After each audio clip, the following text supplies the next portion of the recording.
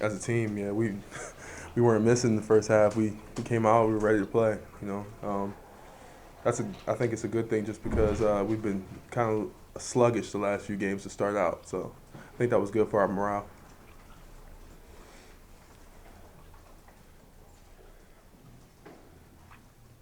What was the game plan going in against our matchup zone? They played one of the toughest zones in the conference. I think that we're just trying to get the ball on the inside and then play inside out and try to throw it to Zeke as much as we can and get it out for threes or have him finish. So I think we executed that game plan pretty well.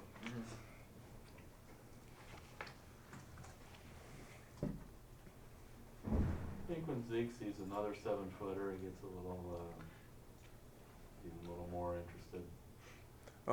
Definitely, he definitely loves when he sees somebody his height. He gets out there and he's a little more active, a little more, into the game. Um, I think he plays hard every game, but Yeah. basically, when he sees somebody else's height, it's like he's like, oh man, cool.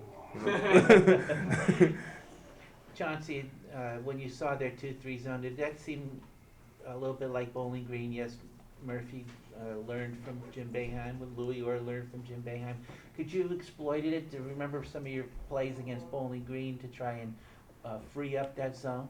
I think their zone is the same exact zone, but it focuses on the outside, like covering the outside shot more than Bowling Green. Bowling Green is built in a little bit more to prevent layups, but if you throw it in to their zone, um, they're pretty much protecting that. So.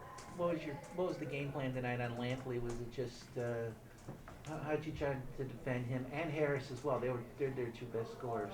He's a great player. What we tried to do was try to speed him up as much as we can. He's so quick and shifty. We just tried to guard him as tight as we could and give as much help as possible. How difficult is it to maintain focus when you have a lead like you did in the second half? They seem to get their little spurt in, and that was. Understand. You can't get complacent. You have to work on things for not just this game, but building on and go work for things on the next game.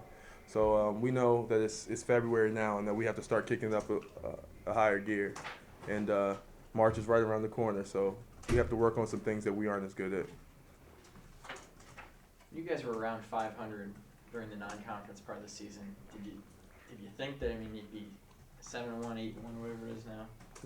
We never lose faith in this program. I don't know if you guys remember last year, we were 12-10 at one point. In the conference, we weren't doing as well. We had dropped 3 in a row, and never in our mind we thought that we weren't going to win the MAC championship. Is that just from Keith and the belief he has and the staff and the Yeah. belief in you It and the players? It trickles down. Yeah, it trickles down from the top. Coach Dambrot never gives up. If you ever see him on the sideline, no matter what's going on in the game, he's never sitting down. They don't even have a seat over there for him. He's just before the game. Yeah, exactly.